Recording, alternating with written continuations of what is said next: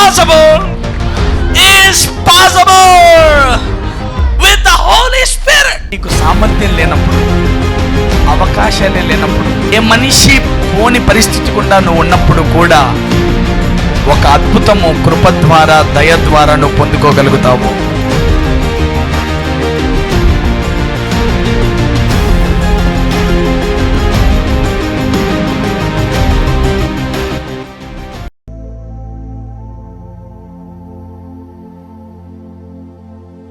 Let's go to the word.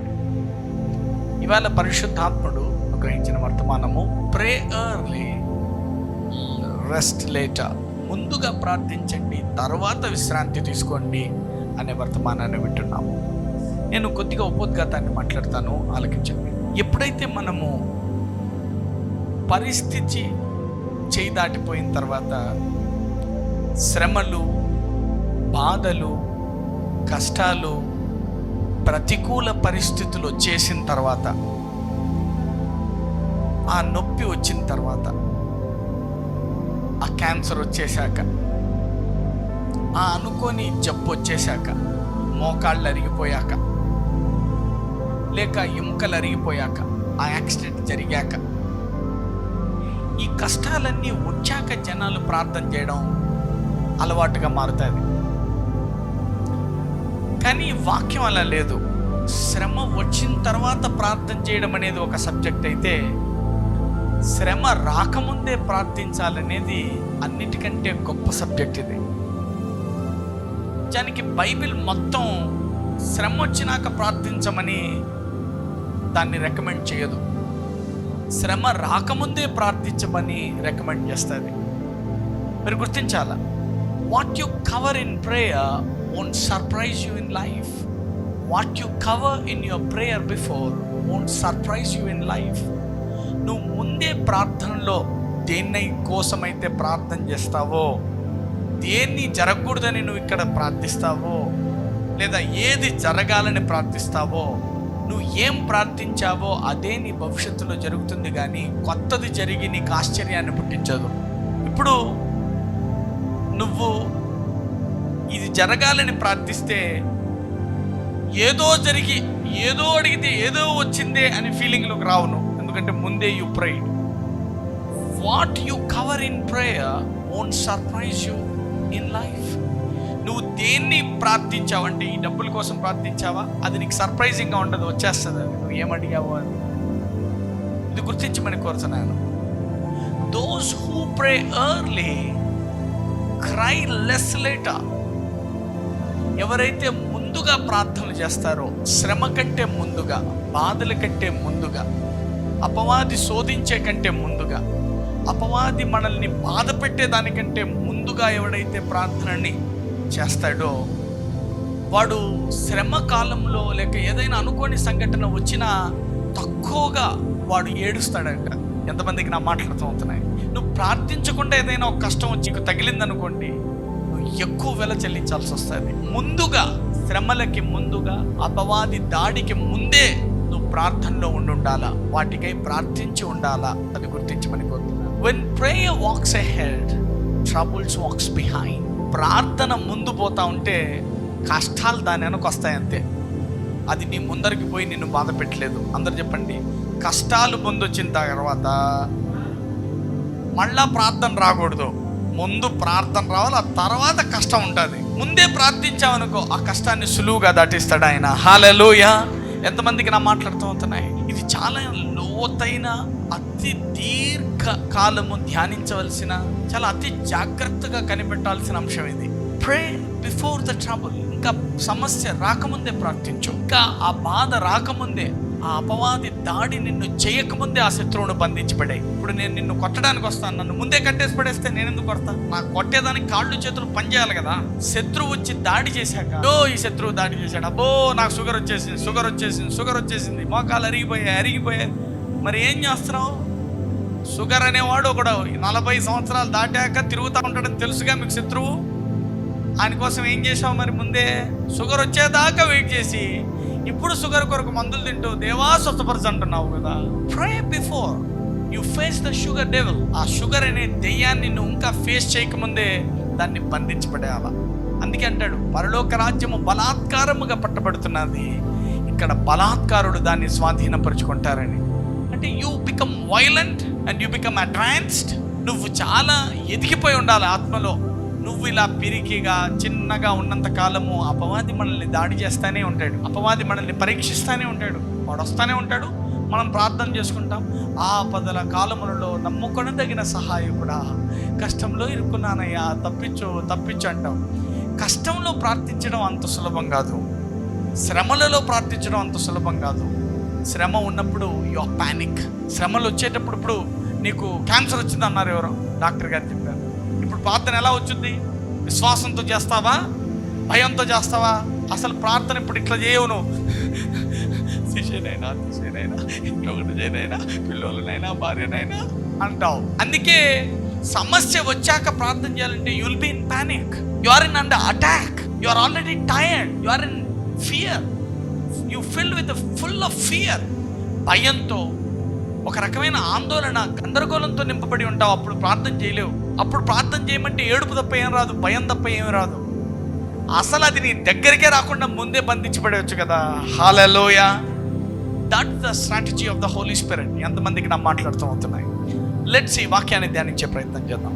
చూడండి, prayer before trouble is wisdom, prayer after trouble is learning. ఎంతమందికి నా మాట్లాడుతూ అవుతున్నాయి? ముందే ప్రార్థించడం అనేది జ్ఞానము, వచ్చాక ప్రార్థన చేయడం అనేది నేర్చుకోవడం. అరే ప్రార్థన చేస్తే తగ్గుద్దని నేర్చుకోవడానికి ప్రార్థన చేస్తున్నాం అంతే. అక్కడ అందరు చెప్పండి, ముందే ప్రార్థిస్తే అది జ్ఞానము, తర్వాత ప్రార్థిస్తే అది నేర్చుకోవడమే. It's just learning. పని చేస్తుందా లేదా చూసుకుంటున్నావు అంతే. చేయొచ్చు, చేయకపోవచ్చు. ముందే ప్రార్థించావా, it will be the wisdom. Let's go. Matthew chapter 26 verse 41. మీరు శోధనలో ప్రవేశింపకుండునట్లు మెలకువగా ఉండి ప్రార్థన చేయుడి, ఆత్మసిద్ధమే గాని శరీరము బలహీనమని పేతురుతో చెప్పి. అందరు చెప్పండి, శోధనలో ప్రవేశింపకుండునట్లు మెలకువగా ఉండి ప్రార్థన చేయండి. అంటే ఏం చెప్తున్నాడు ఆయన? శోధన రాబోతోంది, శోధన వస్తుంది, కష్టాలు వస్తాయి, ఏదన్నా భయం జరుగుతుంది, ఏదైనా కీడు ఫోన్ వస్తుంది. ముందే మెలకువగా ప్రార్థన చేసేయి. మెలకువగా శోధనలోకి ప్రవేశింపకుండా ప్రార్థన శోధనను ఆపుతుందో లేదో నాకు తెలియదు, కానీ నిన్ను శోధనలోకి పోకుండా ఆపుతుంది.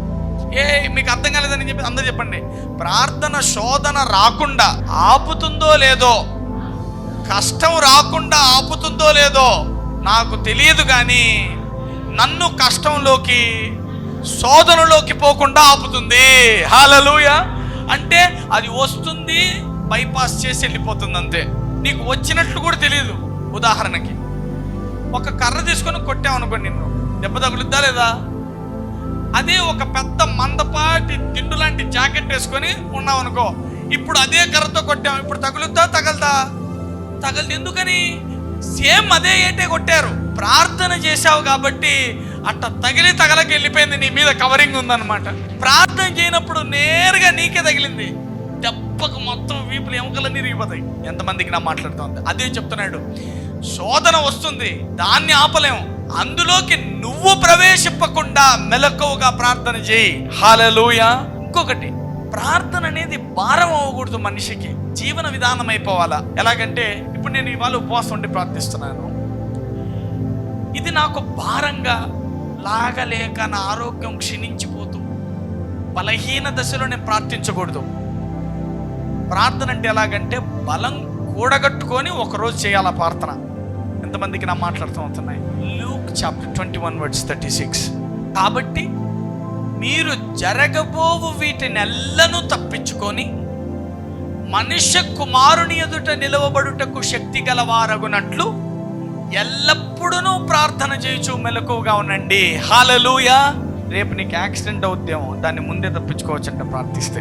రేపు ఎవడో తప్పుడు సంబంధం మీ ఇంటికి వచ్చి నీ బిడ్డను చేసుకోకుండా ముందే ఈ ప్రార్థన చేసి తప్పించుకోవచ్చంట. అందుకే వాక్యాన్ని బాగా చదువుకోవాలా. నాకు వచ్చు వాక్యం అంటే కుదరదు, ఏదో పెద్ద బైబిల్ అంతా తెలిసినట్లు బాగా చదివేశాం అనుకుంటే కుదరదు. ప్రతి వాక్యము పరిశుద్ధాత్ముడు ప్రతిరోజు కొత్తగా మాట్లాడతాడు నీతో. ఇట్స్ ఎ లివింగ్ వర్డ్, అది జీవించి ఉన్న వాక్యం నీకు ప్రతిరోజు కొత్తగానే వస్తుంది. కాబట్టి మీరు జరగబో వీటినెల్లను తప్పించు తప్పించుకొని మనుష్య కుమారుని ఎదుట నిలవబడుటకు శక్తి గలవారగునట్లు ఎల్లప్పుడూ ప్రార్థన చేయొచ్చు మెలకువగా ఉండండి. అందరూ చెప్పండి, జరగబోవు వాటినెల్లా తప్పించుకొని. ఏమేమి జరగాలని రాస్తున్నాయో, ఏమేమి జరుగుతున్నాయో ప్లాన్ చేసినాడో అపవాది, అవన్నీ తప్పించుకుంటావంట నువ్వు ముందు మెలకువగా ప్రార్థిస్తా. అందరూ చెప్పండి, ముందే ప్రార్థించడం అంటే మెలకువగా ఉండడం అని. శోధనలో ప్రవేశింపకుండా మీరు ప్రార్థన చేయండి.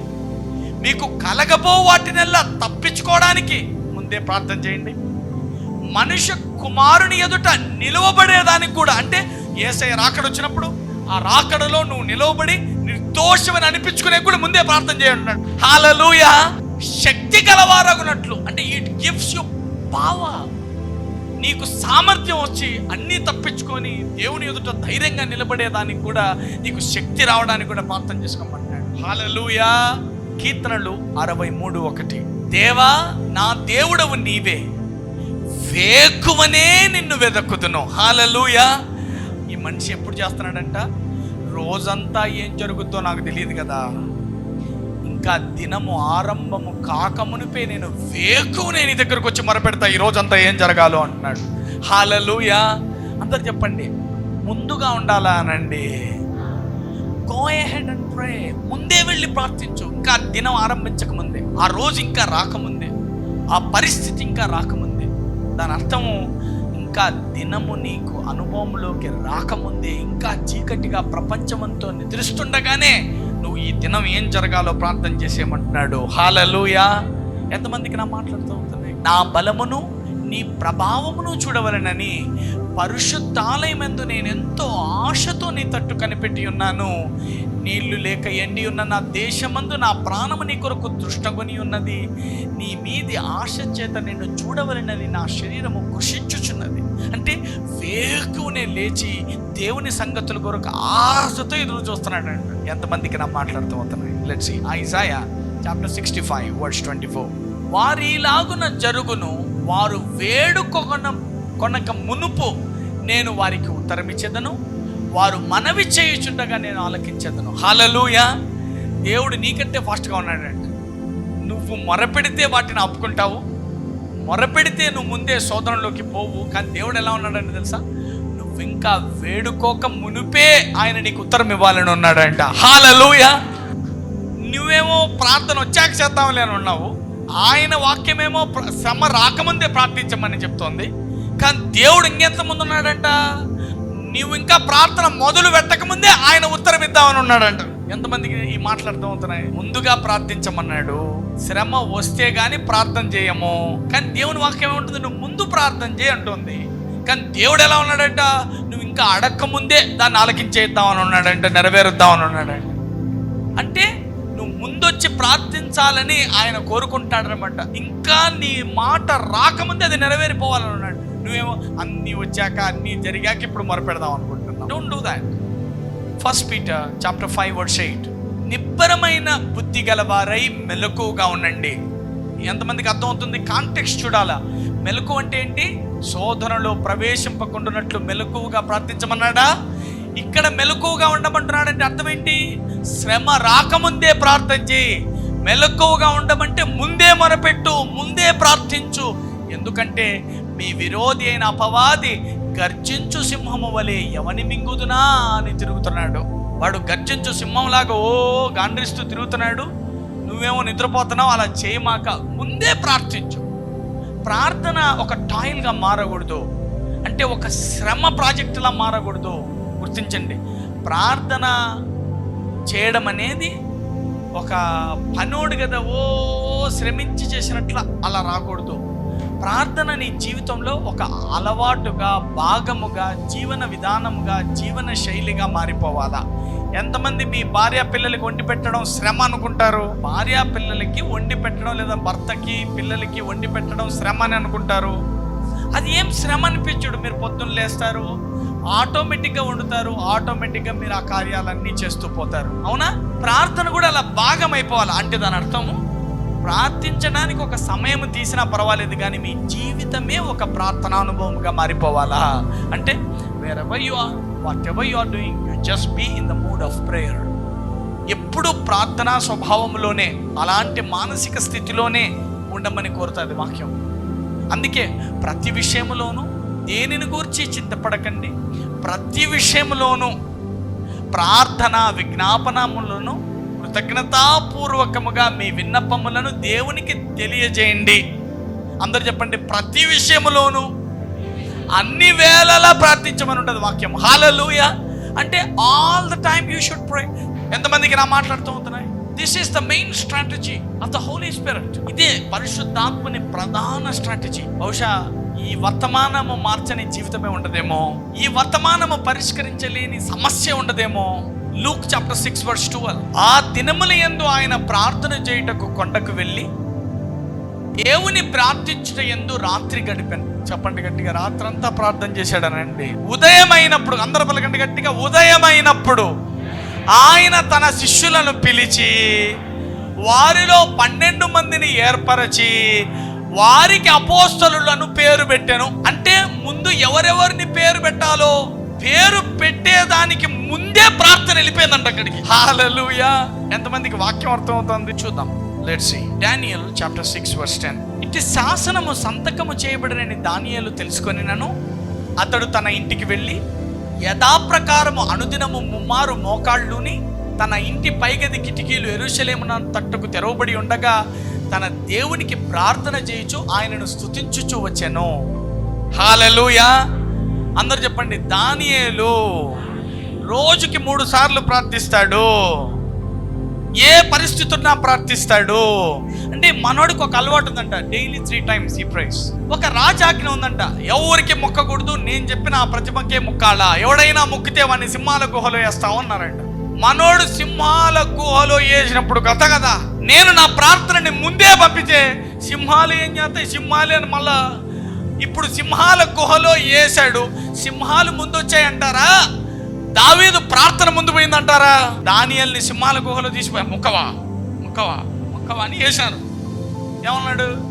నేను ఆల్రెడీ ముందే ఉండా, ఏం జరుగుతుందో నాకు తెలుసు, సరే వేయండి. లోపల పోయినాడు. లోపల పోతే అది కొత్త ప్లేస్ రాలేదు, ఎందుకంటే ఆయన పంపించిన ప్లేసే అది. ఆల్రెడీ ప్రార్థన వచ్చేసింది అక్కడికి. ఏం చేసిందంట? సింహాల దగ్గరకు వచ్చి కూర్చున్నాక ఆల్రెడీ వచ్చింది కబురు, అక్కడి నుంచి సింహాలకు వచ్చేసింది. ప్రార్థన వచ్చి ఏం చేసిందంట? మీరు ఎంత ఆకలితో ఉన్నా తినడానికి లేదు, నేను ఫాస్టింగ్లో ఉన్నాను, మీరు ఫాస్టింగ్లో ఉండాల్సిందేనని. పాపం ఆ సింహాలు ఎన్ని రోజుల నుంచి ఫాస్టింగ్లో పెట్టాడు దేవుడు. ఇక్కడికి వచ్చిన తర్వాత నాకు తెలిసి సింహాలకి ఏమైనా జబ్బు చేసిందేమో, తినే ఓపిక లేదేమో ఆ టయానికి. ఏం చేస్తున్నాయంట? దానియేలు దగ్గర పోయి నాకుతున్నాయంట శరీరాన్ని అంతా. నీ ప్రార్థన ముందే వచ్చింది సార్, పొర్రపాటున నిన్నేమన్నా కొరకడమో గీయడమో చేస్తే చంపేస్తాడు ఆయన. సింహము నీ దాకా వస్తుంది, నువ్వు సింహం దాకా పోతావేమో. నీ ప్రార్థనని నువ్వు ముందే పంపించుంటే నీ సింహాలు మౌనం అవ్వాల్సిందేనైనా. నిన్ను నాకుతా ఉండాల్సిందే, ఏం చేయలేవు. నీకు నమస్కారం పెట్టి నీ తల ఉంచి నీ కాలి కిందికి రావాల్సిందే, ఏం చేయలేవు. నువ్వు భయపడమాక, భయపెట్టేలా ఉండు. నువ్వు దిగులు పడమాక, నీ శత్రువులు దిగులు పడేదాకా వెయిట్ చేయి. నువ్వు కృంగిపోవద్దు. నీ సమస్యలు నీకు సలాం కొట్టే అవి కుంగుతాయి. అందుకే నేను ప్రార్థన చేపిస్తే ఏమని చెప్పాను? నేను నీ ఎడల చేయబోవు సకల క్షేమమును గురించి, సకల మేలులను గురించి జనులు విని నేను అవన్నీ నీకు జరిగించిన ఇన్ని గొప్ప కార్యాలు చూసి వాళ్ళు దిగులు నొందుతూ ఉంటారంట. అంటే బాధ దిగులు వచ్చేస్తుందంట శత్రువులకి. అందరు చెప్పండి, ముందే ప్రార్థించు, శత్రువులకు దిగులు మిగులుతుంది. God wants to speak you, but you must ప్రే. నీ ప్రార్థన ముందే వెళ్ళిపోతుంది. ఆ సింహము తినక ముందే ప్రార్థన వెళ్ళిపోయి సింహాల నోరులు మూసేస్తున్నాయి. ఇప్పుడు ఏం చేయలేకపోతున్నాయి, సింహాలు నాకుతున్నాయి. ప్రార్థన ముందే వెళ్ళిపోయింది. హల్లెలూయా. లెట్స్ సీ కీర్తనలు 57:1. గుహలో దావీదు సౌలునొద్ద నుండి పారిపోయినప్పుడు అతడు రచించినది. నన్ను కరుణింపుము దేవా, నన్ను కరుణింపుము, నేను నీ శరణజొచ్చి ఉన్నాను. ఈ ఆపదలు తొలగిపో వరకు నీ రెక్కల నీడన శరణజొచ్చి ఉన్నాను. హల్లెలూయా. అందరు చెప్పండి, ఆపదలు తొలగిపోయేదాకా ముందే ప్రార్థన పంపించేసి ఏమని పొరపెడుతున్నాడు చూడు ఆయన, నన్ను కరుణింపుము దేవా, కరుణింపుము, ఆపదల్లో ఉన్నాను. ఈ ఆపదలు తొలగిపోయేదాకా నువ్వు ఉండు. ఈ ఆపదలు ఎప్పుడు పోతాయో తెలీదు, ఆ పోయే వరకు నువ్వు నాకు తోడుగా ఉండు, నన్ను కరుణించని ముందే ఆపదలు పోయే దినం వరకు ఈ దేవుని కనికరాన్ని వేడుకుంటా ఉన్నాడు. హల్లెలూయా. ఎంతమందికి నా మాట్లాడుతూ అవుతున్నాయి? Pray before you enter into the trouble. సమస్యలోకి వెళ్ళక ముందే నువ్వు ప్రార్థన చేయి. సమస్యలోకి అడుగు పెట్టకముందే ప్రార్థన చేయి. ఇంకా నీ పిల్లలు నీ చేయి దాటిపోకముందే ప్రార్థించు. ఆ జబ్బు రాకముందే ప్రార్థించు. ఆ సమస్యల్లో ఇరుక్కోకముందే ప్రార్థించు. Let's see Esther chapter 4 verse 1. చూడండి, ఆలకించండి, నేను చెప్తాను, కొంచెం జాగ్రత్తగా వినండి. చూద్దాం, అందరు చెప్పండి. ఎస్తేర్ అనండి. ఈమె రాణి అన్నమాట. రాణి కాకముందు ఈమె ఏంటి అదంతా చూద్దాం. అందరు చెప్పండి ఎస్తేర్ అనండి. ఎస్తేర్ అనే ఈమెకి ఒక సాధారణ స్త్రీ అన్నమాట. ఈమె అమ్మ లేదు, నాన్న లేరు. తన కజిన్ అయిన మొర్దెకాయ్ అనే ఆయన ఈమెను పెంచి పెద్ద చేసి ఉంటాడనమాట. ఆయన వీళ్ళుండే ఆ పర్షియా రాజ్యంలో ఒక రాజు పాలిస్తూ ఉంటాడు ఆ రాజ్యాన్ని. ఆ రాజ్యంకి వష్టి అనే ఒక రాణి ఉంటుంది. అహష్వేరోష్ అనే రాజు పాలిస్తూ ఉంటాడు ఈ రాజ్యాన్ని. రాణిగా వష్టి అనే ఆమె ఉంటుంది. వాళ్ళిద్దరూ పాలిస్తూ ఉంటారు. ఈమె ఎవరో సాధారణ స్త్రీ, ఒక యూదురాలు. ఒక సందర్భం ఏమొస్తుందంటే, ఈ రాజు అహష్వేరోష్ అనే రాజు 127 పెద్ద పెద్ద పట్టణాలను పాలిస్తూ ఉంటాడు అనమాట. ఎట్లంటే 180 రోజులు ఇతని ధనము, ఇతని యొక్క బంధు బలగము, ఇతనికి ఉండే ఆస్తి పాస్తులన్నీ చూపిస్తూ ఉంటాడు, షో ఆఫ్ చేస్తూ ఉంటాడు ఒక మీటింగ్ పెట్టి. ఇలా ఒక రోజు ఆయన పెట్టుకున్నాడంట. తన దగ్గర ఉండే ఆ బంధు బలగము అదంతా చూపిస్తూ ఉన్నాడంట. పెద్ద పండగ, ఉత్సవము, పెద్ద భోజనాలు, తాగేది తిగేది, ఉత్సవం జరుగుతుంది. ఈ వష్టి ఉంది కదా రాణి, ఆయన భార్య, ఏమైంది, ఈ కోరిక పుట్టిందంట. కబురు పంపించాడంట, మా ఆవిడ రమ్మను, ఆవిడ అందాలన్నీ అందరికీ చూపించమని చెప్పు, డాన్స్ చేయాలి ఇక్కడ, అందాలన్నీ చూపించమని చెప్పు, నేను ఆనందంలో ఉన్నాను ఇప్పుడు అని ఈ రాజు అన్నాడు అహష్వేరోష్. ఆమె ఏమనింది, నేను రానంటే రాను, నేను చేయనంటే చేయనని ఆమె అనిందంట. ఎంత ఆనందంలో ఉంటే మాత్రం నన్ను అంత అందాలు చూపించమంటే నేనంటే చూపిస్తానని ఆమె కొంచెం కోపగించుకొని రాలేదంటే రాజు తలుచుకుంటే దెబ్బలు కొదువా అని ఈ రాజు కోపం వచ్చి రాణి కావద్దు ఏమొద్దని పీకి పడేసినాడంట. ఈ వష్టిని ఏం చేస్తాడంటే ఆయన, సరే నువ్వు ఇలా చేస్తున్నావు కాబట్టి నిన్ను పీకేస్తున్నావు, నువ్వు రాణిగా అవసరం లేదు, చెప్పండి అయ్యా, కొత్త రాణులు కావాలా, మంచి మంచి అందంగా ఉండే రాజ్యంలో ఈ 127 ప్రావినెన్స్లో ఉండే మంచి అందమైన అమ్మాయిలందరినీ పోగేయండి చెప్తా, నేను ఒకరిని రాణిగా ఎన్నుకుంటాను అన్నాడంట. అలా అందరినీ పోగేసి 1 సంవత్సరం పాటు వాళ్ళకి స్నానాలు ఈయనది సంవత్సరం ఇచ్చారంట. సంవత్సరం రోజుల సుగంధ ద్రవ్యాలు అవి ఇవి పూసి మనుషుల్ని సిద్ధం చేసి సంవత్సరం తర్వాత రాజు ముందు నిలబెడతారంట. వాళ్ళకి మంచి భోజనం గీజనం, మంచి కండ పుష్టి పట్టాలని. ఆ తర్వాత తీసుకెళ్తే దేవుని దయ ఎస్తేరు మీద ఉండింది. దేవుడు ఏం చేశాడంటే, మెల్లిగా ఒక చాలా చిన్న లోకంలో ఉండే ఒక అతి సాధారణ స్త్రీ ఈమెను తీసుకెళ్ళి దేవుడు రాజుగా చేస్తాడు. ఆమె పాపం తల్లి లేక తండ్రి లేక తన కజిన్ అయిన మొర్దెకాయ్ చూసుకుంటూ సాకుతూ ఆయనే తల్లి తండ్రి కాపాడుతా వచ్చింటాడు ఆమెని వయసు వచ్చేదాకా. మొర్దెకాయ్ అన్నీ చూసుకొని ఉంటాడు. ఈమె చాలా అందగత్తె కాబట్టి ఈమెను తీసుకుపోయారు. ఆమె ఏమి కోరుకునేది కాదంట, నాకు ఇది కావాలి అది కావాలి, నాకు ఇది పూసుకుంటా అది పూసుకుంటే ఏమనేది కాదు. వాళ్ళు ఏది పూస్తే అది పూపించుకొని పోయి రాజు దగ్గర నిలబడిందంట. సంవత్సరం తర్వాత నిలబడతానే ఎవడి మీదకి దేవుని దయ రాలేదంట, ఎస్తేరు మీదకి వచ్చిందంట దేవుని దయ. హల్లెలూయా.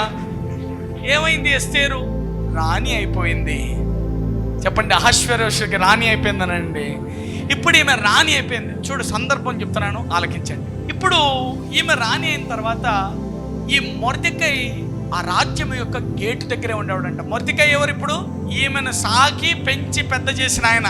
ఈ మొర్దెకాయ్ ఈమె ఎలా ఉందో ఏమో రాజ్యంలో, నా దగ్గర పెరిగింది నా బిడ్డ, నా సన్ని బిడ్డ, ఈ రాజు దగ్గర పోయి ఉందే, ఇప్పుడు ఏమవుతుందో ఎలాగుందో ఏమోనని ఎప్పుడు ఆమె యోగక్షేమాలు తెలుసుకుంటూ ఆ గేటు దగ్గరే పడి ఉండేవాడంట, అక్కడే కూర్చొని ఉండేవాడంట, అక్కడే తిరిగేవాడంట. రాజు కూడా తెలుసు మొర్దెకాయ్ వాళ్ళ పాపేనని. పెళ్లి చేసుకున్నాడు కాబట్టి తీసుకెళ్లి రాజ్యంలో పెట్టుకున్నాడు. ఈయన గేటు దగ్గరే ఉన్నాడు.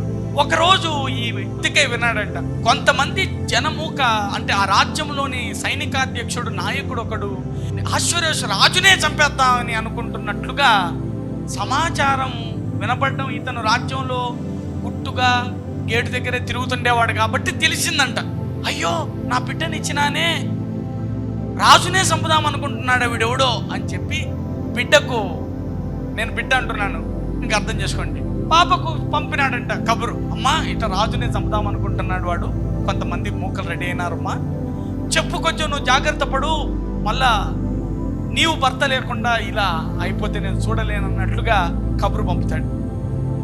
మన ఎస్తేర్ ఏం చేస్తుంది, నేరుగా రాజు దగ్గరికి పోయి ఇట్లా పలానా వాళ్ళు నేను ఇట్లా చేయాలనుకుంటున్నారంట, నాకు సమాచారం వచ్చింది అని చెప్తాది. ఎవరు చెప్పారు అది ఇది అని అడుగుతాడు. అంటే తెలుసు కదా, నన్ను పెంచి పెద్ద చేసిన మొర్దెకై నాకు ఈ కబురు పంపించాడని చెప్తాది. అంటే ఈ రాజు అంత పెద్దగా నమ్మడు. జనాల్ని పంపించి ఇది నిజమో కాదో సైన్యంలో రహస్యంగా పోయి కనుక్కోండి అంటాడు. నిజానికి చూస్తే అక్కడ ఆ వార్త ఉండి పెద్ద స్కెచ్చే గీసుంటారంట అతన్ని చంపడానికి. అది తెలుసుకొని మొర్దెకై మీద కొంచెం ఫేవర్ వస్తుందన్నమాట రాజుకి. నిజమే కదా, నన్ను ప్రేమించి నన్ను తప్పించారని. ఇది జరుగుతున్న సందర్భం. ఈ సందర్భంలో ఒకడు వస్తాడనమాట, హామాన్ అని. ఈ మధ్యలో ఎవడైతే ఆ సైన్యాధ్యక్షుడిగా ఉంటాడో వాడిని తీసేసి ఇక వాళ్ళందరినీ చంపేసి హామాన్ అనేవాడిని ఎక్కిస్తారు. హామాన్ అనేవాడు వస్తాడు మధ్యలోకి. ఇదంతా ఎందుకు చెప్పాననేది నీకు ఈ వాక్యం తర్వాత అర్థం అవుతుంది. హామాన్ అనేవాడు వస్తాడు. వచ్చి వాడు నమస్కారం పెట్టాలంటుంటాడంట. ఎవరిని? మొర్దెకైని. అందరూ నమస్కారం పెడతా ఉంటాడు, మొర్దెకై పెట్టాడు. ఈయన యూదుడు కదా, కొంచెం పరువు గలవాడు అనమాట. నా దేవుడు గొప్పవాడు, యూదుల రాజు నా దేవుడు, ఏంద్ర నీకు ముఖ్యాన్ని ముక్కితే ఆయనకు ముక్కుతా కానీ నీకేం ముక్కుతావు ముఖ్యవాడు కాదంట. బండ కోపం వచ్చేదంట వాడికి. మొర్దెకైని ఎలాగైనా చంపాలనేంత కసి ఉండేదంట. చూద్దాం, లెట్స్ సీ ఏమైందో చూద్దాం. జరిగినదంతయో తెలియగానే మొర్దెకై తన బట్టలు చింపుకొని గోనె పట్టలు వేసుకొని బూడిద పోసుకొని పట్టణం మధ్యకు బయలు వెళ్ళి మహాశోకముతో రోదనం చేసి రాజు గుమ్మం ఎదుటకు వచ్చెను. గోనె కట్టుకుని వాడు రాజు గుమ్మమున ప్రవేశింపకూడదన్న ఆజ్ఞ కలదు. ఎంతమందికి నా మాట్లాడుతున్నాయి చూడండి. ఇది జరిగే సందర్భం ముందు ఏం జరుగుతున్నదంటే, అక్కడ మొర్దెకై మీద కోపం వచ్చి చంపాలనుకున్నాడు. ఎవరు? గట్టిగా చెప్పండి. హామాన్ అనండి. మొర్దెకైని చంపాలనేదే కాకుండా ఈ యూదా ప్రజల్నే లేకుండా చేయాలని హామాన్ అనేవాడు పూనుకున్నాడు. వింటున్నారా? అందరు చెప్పండి. మొర్దెకైని చంపడమే కాదు, యూదా జనం అంతటినీ అంతమొందించాలనుకున్నాడంటే వీళ్ళ జాతే ఉండకూడదురా అని కంకణం కట్టుకున్నాడు.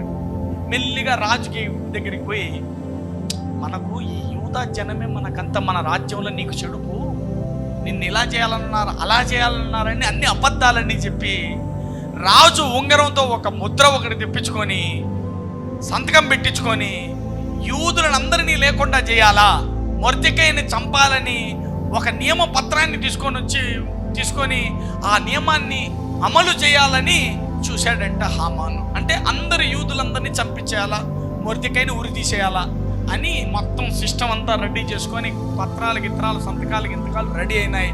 తెల్లారితే మొర్దెకైని ఉరి తీయాలా, మెల్లిగా యూదా జాతీయ లేకుండా పోవాలా. అది వాడి హామాన్ అనే వాడి ఉద్దేశం. అప్పుడు మనోడు బట్టలు చింపుకొని గోనె పట్ట కట్టుకొని ఉపవాసం ఉండి లోపలికి పోయి చెప్పొచ్చు. గోసి కట్టుకున్నోడు లోపలికి పోకూడదనే నియమం ఉందంట. కానీ ఈయన ఉపవాసం ఉండి తన బాధను వ్యక్తపరుస్తూ దేవునికి ప్రార్థనలు చేసుకుంటూ తన కూతురికి చెప్పంపాడంట, అమ్మా ఇలాగా మొత్తం మన జాతినే లేకుండా చేయాలని ఉన్నారు, ఇలా పూనుకున్నారమ్మా, చూడమ్మా వీళ్ళ పత్త ఎంత ఎట్లా చేస్తుంటారు అని ఎస్తేరుకు చెప్తారు. రాజు యొక్క ఆజ్ఞయు శాసనమును ఏ సంస్థానమునకు వచ్చానో అక్కడనున్న యూదులు ఉపవాసం ఉండి మహాదుఃఖములోను ఏడుపులోను రోదనలోనూ మునిగిన వారయ్యారు. ఎందుకు ఏడుస్తున్నారంట? వీళ్ళందరినీ చంపాలనే నియమం వచ్చింది కదా, చట్టం వచ్చిందని. అనేకులు గోనెను బూడిదను వేసుకొని పడి ఉండిరి.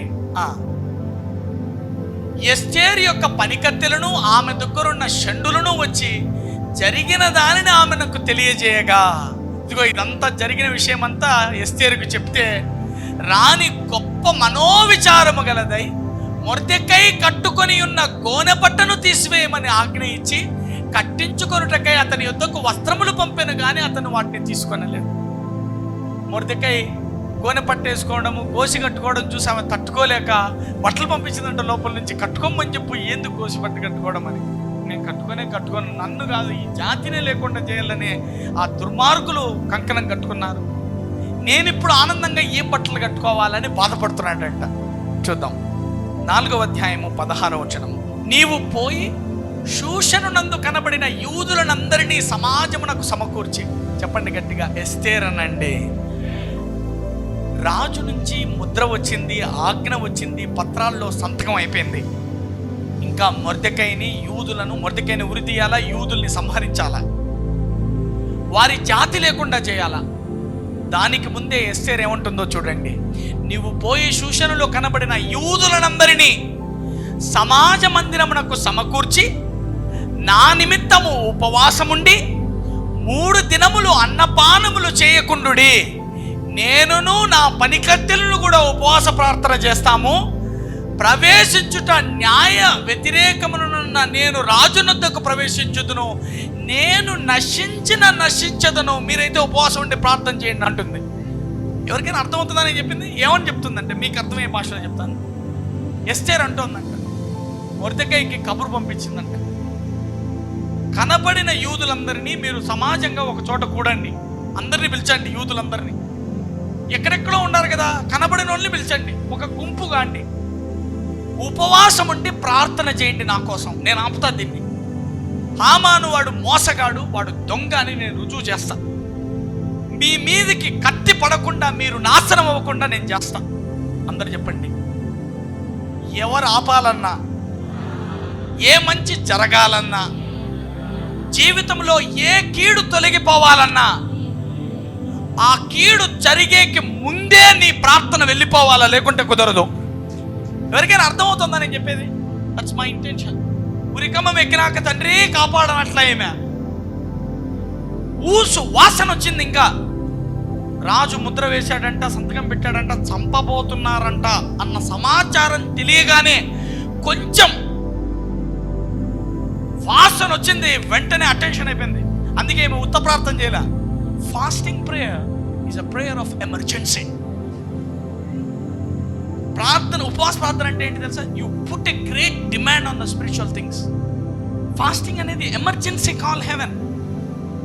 పరలోకాన్ని ఎమర్జెన్సీగా పిలవడం అన్నమాట ఉపవాసం అంటే. జరిగిపోయాక ఏం చేయలేవు ప్రార్థన, జబ్బు వచ్చేసాక ఏం చేస్తావు ప్రార్థన? జరగదని కాదు. అప్పుడు నువ్వు చేయడం అంటే నీకు భారంతో లాగడం. ఎలాగంటే దాహం అయినప్పుడు బావి తోవడం లాగా. ఒకవేళ తవ్వచ్చేమో మనుషులు మాట్లాడుకొని దాహం అయ్యేటప్పుడు, కానీ అది కష్టం కదా. ఉంటావో పోతావో. చూడు, నీవు పోయి షూషను కనబడిన యూదులందరినీ సమాజ మందిరముగా సమకూర్చి నా నిమిత్తం ఉపవాసం ఉండి 3 దినములు అన్నపానములు చేయకుండా 3 రోజులు అన్నం తినద్దండి, నీళ్లు తాగద్దండి, 3 రోజులు ఫాస్టింగ్ ప్రేయర్ చేయండి అంటుందా. ఇలా ప్రార్థన చేసి ఈమె ఎలా చెప్తాను చూడు. మీరు ప్రార్థన చేయడమే కాదు, నేను నా పనికత్తెలు ప్రార్థనలోనే ఉంటాం, ఉపవాస ప్రార్థన చేస్తామంటుంది. హల్లెలూయా. చూద్దాం, let's see. Esther chapter 7 verse 1. రాజు హామానును రాణిని ఎస్తేరునొద్దకు విందునకు రాగా, ఈమెం చేసిందంటే తెలుసా? ఒక విందు రెడీ చేసి రాజును ఈ హామాను గారిని పిలిచింది. రాగా రాజు ఎస్తేరు, రాణి భోజనానికి పిలిచినావు ఏమి, ఇన్ని స్పెషల్స్ చేయించినావు ఏమి ఈరోజు, నాకు నీ విజ్ఞాపన ఏమి, అది నీకు అనుగ్రహింపబడుతుంది. ఏమ్మా చెప్పు, ఏం ఈరోజు ఇంత స్పెషల్, నాకు ఎందుకు అందరిని వాడిని పిలిచినావు, నన్ను పిలిచినావు, ఏం నీకేం కోరిక ఉంది, ఏమన్నా కావాలన్నా? రాజు హృదయం ఎట్లా ఉంటుందేమో. నీకు అనుగ్రహింపబడి నీ మనవి ఏమిటి? రాజ్యముతో సగము మట్టుకైనను ఏం కావాలి చెప్పు, సగం రాజ్యమని ఇస్తామ్మా. నీకు ఏం చెప్పు, ఏమి ఇదంతా ఎందుకు నాకు, రోజు ఇంట్లోనే ఉంటాయి కదా, స్పెషల్గా పిలిచావేంటి? చూడండి, 2వ నాడు ద్రాక్షారసపు విందులో వేస్తారని. మొదటి రోజు తిన్నాడు, 2వ రోజు పిలిచిందంట. ఈమెమో ఫాస్టింగ్లో ఉంది, 2వ రోజు పిలిచినాడు. పిలిచి ఈసారి ద్రాక్షారసం వస్తుందండి. ఏంటా 3 రోజులు పెట్టింది భోజన కార్యక్రమం అని. చూద్దాం. అప్పుడు రాణి అయిన ఎస్తేరు ఇలాగ ప్రత్యుత్తరం ఇచ్చాను. రాజా, నీ దృష్టికి నేను దయ పొందిన దాననైన ఎడల రాజువైన తమకు సమ్మతి అయితే నా విజ్ఞాపనను బట్టి నా ప్రాణమును, నా మనవి బట్టి నా జనులను నాకు అనుగ్రహింపబడును గాక అని ఏం చెప్పిందంటే సార్, అయ్యా నీ దయ నా మీద ఉంటే నా ప్రాణం తీకోకుండా, నా ప్రజల ప్రాణం తీకోకుండా నీ దయతో కాపాడాలి, అంతే చాలడిందంట. ఇంత రాణి అయి ఉండి నీ ప్రాణం కాపాడమని అడుగుతాండావు, నీ జనాల నీ కుటుంబం, నీ అమ్మగారింటి ప్రాణాలు కాపాడమంటాండావా, నీ జాతి ప్రాణం కాపాడమంటాండావా? ఏమంటాడో చూడు. నా జనులు నాకు అనుగ్రహింపబడును గాక అనగా ఏమంటాడు చూడు. సంహరింపబడుటకును హతము చేయబడి నశించుటకును నేనును నా జనులను కూడా అమ్మబడిన వారము. మేము ఆల్రెడీ అమ్ముడిపోయినాం నాయన, మమ్మల్ని అమ్మేసినట్టే ఉంది. మా పరిస్థితి చూడు ఎలా ఉందో అంట. మేము దాసులముగాను దాసులాండ్రముగాను అమ్మబడిన ఎడల నేను మౌనంగాను. ఒకవేళ మేము దాసురాండ్రమైనా మేము సైలెంట్గా ఉంటాం, కానీ మా ప్రాణాలే తీయాలని ఉన్నారు ఇక్కడ. ఏలయనగా మా విరోధిని తప్పించుకొనుటకై మేము రాజువకు తమరిని శ్రమపరచుట యుక్తము కాదు. మా విరోధిని తప్పించుకొనుటకై మేము ఇదంతా నీకు చెప్పి నేను ఇబ్బంది పెడతాము ఏమో. మా విరోధిని తప్పించుకోవడానికి రాజైన నీకు ఇదంతా చెప్పి నిన్ను శ్రమ పెడుతున్నామేమో, మాకంత కరెక్ట్ అనిపించడం లేదు నీకు చెప్పడం అంటుందంట. అందుకు రాజు అయిన అహష్వేరోషు ఈ కార్యము చేయుటకు తన మనస్సు దృఢపరుచుకున్న వాడేడి అని రాజుకు ఎస్తేరుతాడు. అసలు ఇలా చెయ్యాలనుకున్నోడు ఎవడు, ఇంత ప్లాన్ వేసినోడు ఎవడు, అసలు నిన్ను వాడెవడో చెప్పంటే ఎస్తేరు మా విరోధియగు ఆ పగవాడు దుష్టుడైన ఈ హామానే అనెను. అంతటా హామాను రాజు ఎదుటను రాణి ఎదుటను భయాక్రాంతుడయ్యను. అందరూ చెప్పండి, ప్రార్థన ముందే పోయిందనండి. నీ ప్రార్థన వెళ్ళి జనాలలో భయాలు పుట్టిస్తాయి. చూద్దాం ఏమైందో. 7 రాజు ఆగ్రహం ఉంది, ద్రాక్షారసపు విందును విడిచి నగరు వనమునకు పోయాను. వెంటనే గెస్ట్ హౌస్కి వెళ్ళిపోయాడంట, తాగే తినేది విడిచిపెట్టి. వీడు ఆమానగాడేనా ఇట్లా చేసింది, నా భార్యనే చంపాలనుకున్నాడు అని కోపం చేసిందంట ఆయనకి. తాగే తినేది వదిలేసి గెస్ట్ హౌస్కి వెళ్ళిపోయాడంట. అయితే రాజు తనకు ఏదో హాని చేయనుద్దేశించనని హామాను తెలుసుకొని రాణి అయిన ఎస్తేరు ఎదుట తన ప్రాణము కొరకు విన్నపము చేయుటకై నిలిచాను. ప్రాణానికి ఏదో హాని వచ్చిందని రాణి నిలబడుకొని టైం కాడే నిలబడుకొని, అమ్మా నా ప్రాణం ఎట్లన్నా నిలబెట్టు. రాజు కోపంతో పోయినాడు, నాకు అర్థమైంది ఏమవుతుందో ఏమని భయపడుతున్నాడంట. ఏమైందో చూద్దాం. 8 నగరు వనములో నుండి ద్రాక్షారసపు విందు స్థలమునకు రాజు తిరిగి రాగా, ఈడ తాగుతా ఉన్నాడే పోయినాడు కదా, మళ్ళీ అటుకి వచ్చినాడంట. రాజు వచ్చేసరికి ఏం జరిగింది చూడండి జాగ్రత్త. This is the key point.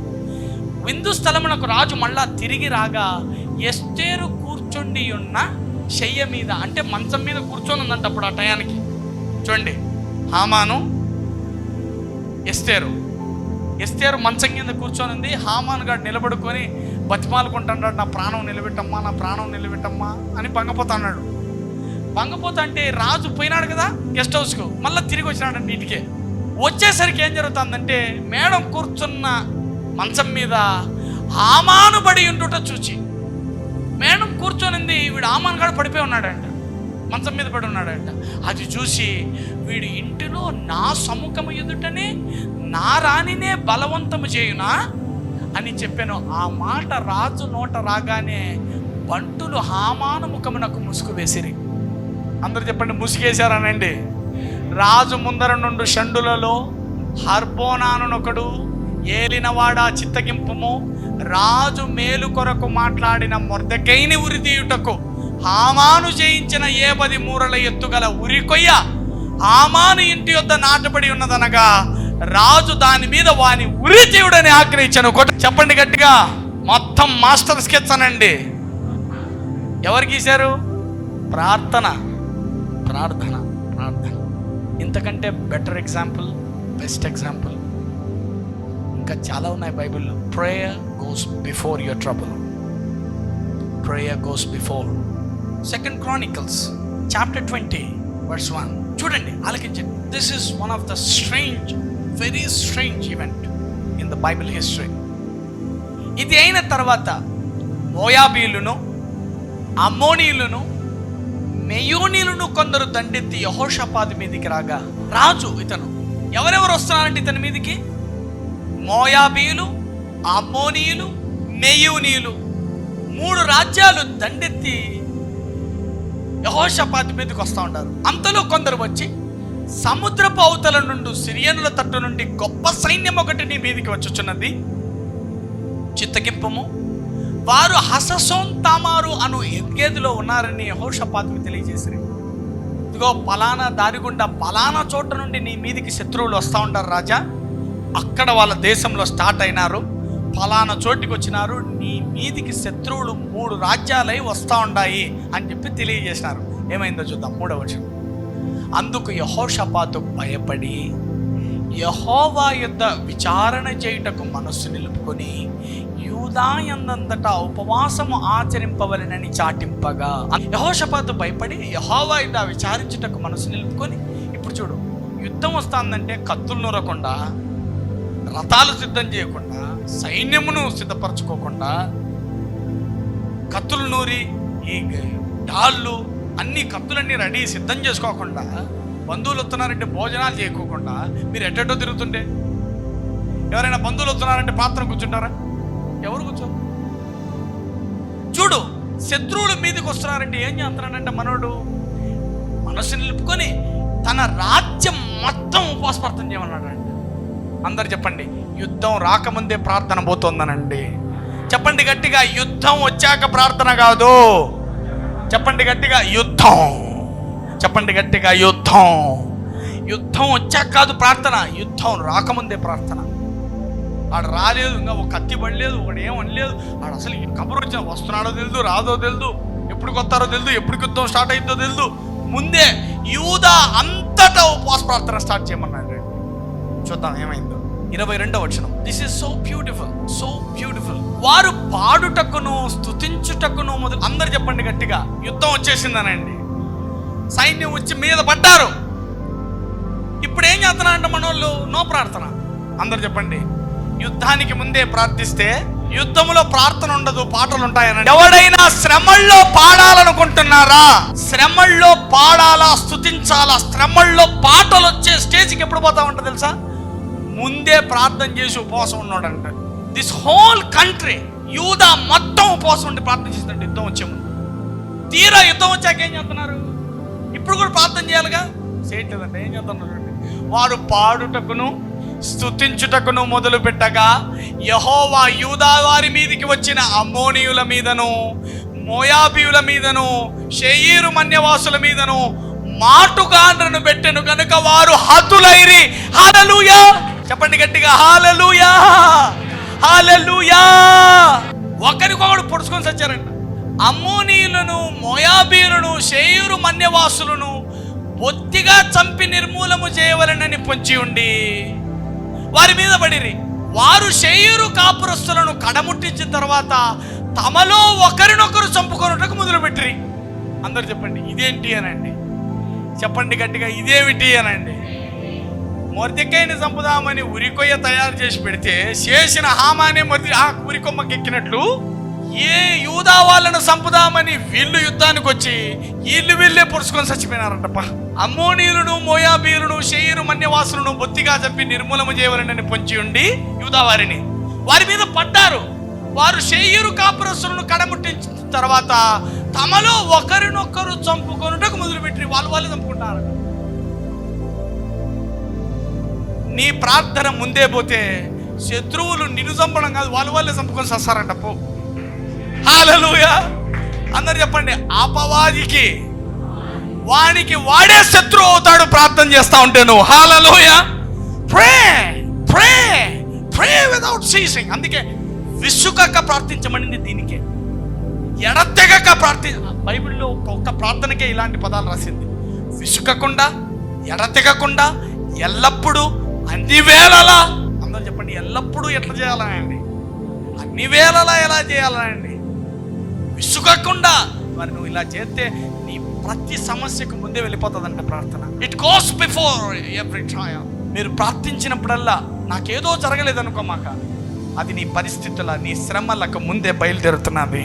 అందరు చెప్పండి పక్క వాళ్ళతో, సెండ్ యువర్ ప్రేయర్ అనండి. చెప్పండి, నీ ప్రార్థనను పంపు. పోరాడలేవా? శక్తి లేదా? కత్తులు లేవా? ఏం లేవా? సైన్యం లేదా? నో ప్రాబ్లం, ప్రార్థన ఉందిగా, పంపించేయి. అల్లాళ్ళే పోసుకుంటారు, నీకెందుకు? హల్లెలూయా. Acts chapter 13 verse 1. అంతియొక్కలోనున్న సంఘములో బర్నబా, నీగర్ అనబడిన సుమయోను, కురేనీయుడైన లూకియా, చతుర్థాధిపతి అయిన హేరోదుతో కూడా పంపించబడిన మనయేను, సౌలు అను ప్రవక్తలను బోధకులుగా ఉండిరి. వారు ప్రభువును సేవించుచు ఉపవాసము చేయుచుండగా పరిశుద్ధాత్మ నేను బర్నబాను, సౌలును పిలిచిన పని కొరకు వారిని ప్రత్యేకపరచుడని వారితో చెప్పాను. అందరు చెప్పండి, దేవుని శిష్యులందరూ ప్రార్థిస్తున్నారనండి. వాళ్ళు ఎలాగున్నారంటే ఉపవాసం చేస్తా ప్రార్థన చేస్తా ఉన్నారంట. బర్నబాను, సౌలును పిలిచిన పని కొరకు వారిని ప్రత్యేకపరచుడని వారితో చెప్పాను. దేవుడు చెప్పాడంటే వాళ్ళు ప్రార్థన చేసి ఉపవాస ప్రార్థన చేస్తూ ఉంటే ఉపవాస ప్రార్థన చేస్తూ ఉన్నారంట సంఘం వాళ్ళు, శిష్యులంతా. అయితే ఇందులో పౌలు, బర్నబా అని ఇద్దరు ఉన్నారుగా, మన రాసిన పౌలు, పుస్తకాలు రాసిన పౌలు. వీళ్ళిద్దరిని దేవుడు చెప్పాడంట, పరిశుద్ధాత్ముడు మీలాగా కాదు, వీళ్ళిద్దరిని సపరేట్ చేయండి, వీళ్ళకి వేరే పని ఉంది, వీళ్ళని సపరేట్ చేయమని దేవుడు చెప్పాడంటే వాళ్ళు ప్రార్థన చేస్తూ ఉంటే పరిశుద్ధాత్మ ద్వారా. అంతటా వారు ఉపవాసం ఉండి ప్రార్థన చేసి వారి మీద చేతులుంచి వారిని పంపిరి. అందరు చెప్పండి, ప్రార్థన చేశారనండి.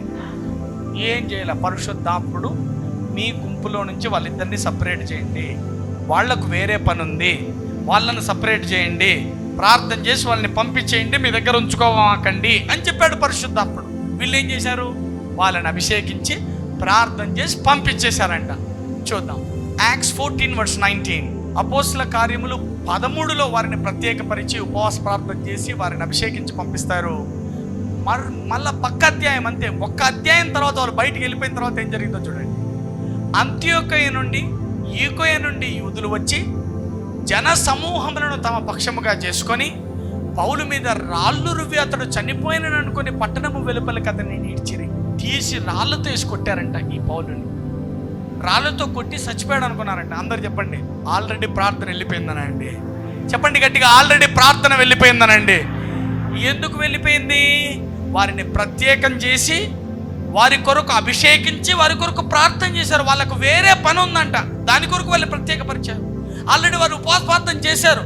ఇక్కడికి వస్తే పౌలు మీద రాళ్ళు రువ్వి కొట్టి చచ్చేదాకా ఊరి బయటికి ఈడ్చుకుపోయి వదిలేశారంట. చచ్చిపోయాడు అనుకొని వదిలేశారంట. ఏమైందో చూడండి. అతడు చనిపోయానని అనుకుని పట్టణం వెలుపలికి అతనిని ఈడ్చిరి. అయితే ఏమైంది? అయితే శిష్యులు అతని చుట్టూ నిలిచి ఉండగా అతడు లేచి గట్టిగా చప్పట్లు కొట్టాల. ఎంతమందికి అర్థమైంది ఈ వాక్యం? ఇప్పుడు అందరు చెప్పండి, రాళ్లతో కొట్టి చచ్చాడు అనుకొని ఊరి బయటికి లాగి వేసిన వ్యక్తి సడన్ గా లేచి కూర్చుంటాడంట. అంటే అతని చావు కంటే, ప్రాణం పోవడం కంటే ముందే ఈ ప్రార్థన వెళ్ళిపోయి అతని ప్రాణం పోకుండా కాపాడిందంట. Hallelujah. This prayer goes before your death. నువ్వు రేపు చస్తావంటే ముందే వెళ్ళిపోయి ఆ చావు నాపేస్తుంది. రేపు ఈ గుండె ఆగిపోవాలా, ముందే వెళ్ళిపోతుంది ప్రార్థన. ఆ గుండె ఆపేస్తుంది. ఆగద్దు, నువ్వు కొట్టుకో. 20లో కొడుతుందా, ఆ 20నే 10 ఏళ్ళు కొట్టిస్తుంది. అట్లే prayer goes before your trial, your problem రావా, వస్తాయి, కానీ ముందే వెళ్ళిపోయి పరిష్కారాలు చూపిస్తుంది. చూడండి, లేచి పట్టణంలో ప్రవేశించి, బర్నబా ఉన్నాడుగా, అందరు చెప్పండి, పౌలును బర్నబాను ప్రత్యేకపరిచారనండి. మనోడు ఏం చేశాడంట, మర్నాడు మళ్ళా చూడు, ఈరోజు పడ్డాడు, వెంటనే లేచినాడు, ఇంటికి పోయినాడు. ఆ రోజు అంటే పడిన రోజు మరుసటి రోజు కొంచెం ఏమన్నా రెస్ట్ తీసుకున్నాడేమో, దెబ్బలు ఏమైనా నొప్పి గిప్పి ఉండిందేమో, రెస్ట్ తీసుకున్నాడు. బర్నబాతో కూడా దెర్బాకు బయలుదేరి వెళ్ళిపోయాడు. మళ్ళీ మర్నాడే లేచి బర్నబా, ఇద్దరు పక్కకు వచ్చినారు కదా, మళ్ళీ బర్నబాని పిలుచుకొని వెళ్ళిపోతున్నాడు. పద మనం వెళ్ళిపోదాం పద. ఏం చేశారో వెళ్ళిపోయి చూడండి. 21, వారు పట్టణములో సువార్త ప్రకటించి అనేకులను శిష్యులుగా చేసిన తర్వాత లుస్త్రాకును ఈకోనియాకును అంతియోకును తిరిగి వచ్చి శిష్యుల మనస్సులను దృఢపరిచి విశ్వాసమందు నిలకడగా ఉండాలని, అనేక శ్రమలు అనుభవించి మనము దేవుని రాజ్యంలో ప్రవేశింపాలని వారిని హెచ్చరించారంట. అబ్బా, అందరు చెప్పండి, నీ ప్రార్థన నీ మరణము కంటే ముందు పోతుందనండి. ఈ వర్తమానం తర్వాత ఎవరు ఎప్పుడు పోతామో మనకు తెలియదు అనకూడదు. అది ఎప్పుడు పన్నా పోనీ, దానికంటే ముందే మన ప్రార్థన పోయి ఉంటుంది, దాన్ని ఆపేస్తుంది. చెప్పండి గట్టిగా, your prayer goes before your death. Hallelujah. నీ చావు రాకముందే నీ ప్రార్థన వెళ్ళిపోయి దాన్ని ఆపుతాడు. ఎంతమందితో దేవుడు మాట్లాడండి ఇవాళ. Thank you holy spirit. గర్పించండి. చివరి ప్రార్థన ఆశీర్వాదంతో ఈ ఉపవాస ప్రార్థనను ముగిద్దాము. పరలోకమందు తండ్రి, మీ కృతజ్ఞతలు. ఇవాళ మీరు మాతో మాట్లాడారు నాయన. మా ప్రార్థనలు మా సమస్యలకు, పరిస్థితులకు, గండాలకు ముందే వెళ్ళిపోయి మా మొరలు ఆలకించి నెరవేర్చి ఉందని మేము నమ్మి విశ్వసిస్తున్నాము తండ్రి. ఎవరెవరు ఏ సమస్యలతో, ఏ బాధలతో ఈరోజు ఇక్కడికి వచ్చారో అవన్నీ తొలగించి విడిపించి మహిమపరచమని నాయన నీవే నీ పిల్లలను ఉద్ధరించి కాపాడి రక్షించమని సమస్త మహిమ నీ చేతులకు అప్పగిస్తూ నన్ను, నా కుటుంబాన్ని, ఈ సంఘంలోని ప్రతి వ్యక్తిని, ఇక్కడికి రాని వారిని కూడా నీ చేతులకు అప్పగిస్తూ వారిలో కూడా మాలో నీ వాక్యము నెరవేర్చినట్లే నెరవేర్చి మహిమ పొందమని యేసు నామమున ప్రార్థించి వేడుకొని పొంది ఉన్నాము తండ్రి. గట్టిగా ఆమేన్ చెప్పండి అమ్మా. మరొకసారి చెప్పండి, చివరిసారిగా చెప్పండి. మన తండ్రి అయిన దేవుని మహాప్రేమ, కుమారుని యొక్క అత్యున్నతమైన కృప, పరిశుద్ధాత్మని అన్యోన్య సహవాసము ఇప్పటికీ ఎల్లప్పటికీ యుగ యుగములకు సదాకాలము మీకు, మీ కుటుంబానికి, మీ పిల్లలకు, మరి ముఖ్యంగా ఈ సంఘానికి, ఇశ్రాయేలులకు తోడై ఉండును గాక. ఆమేన్, ఆమేన్. మరలా వచ్చే వారం కలుసుకుందాం గురువారం. అంతవరకు సెలవు. ధన్యవాదములు.